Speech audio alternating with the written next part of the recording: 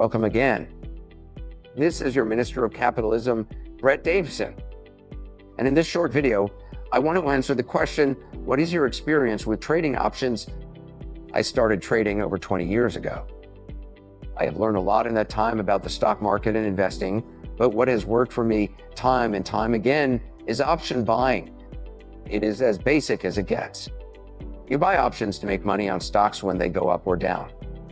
Of course, there are all sorts of people who want to complicate things for you. They talk about all sorts of complex strategies and everything else. Look, I use my share of artificial intelligence when it comes to finding trade setups. It can be a real time saver when you're trying to analyze over 3,000 stocks at once. But the best thing I've found is to keep your trading strategy simple. And it's what we do inside the Empirical Collective.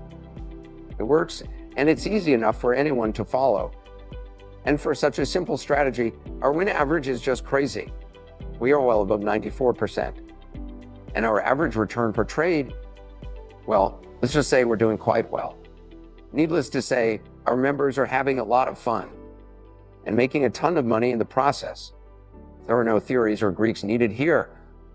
Just plain old, easy choices for investors who want something simple yet effective.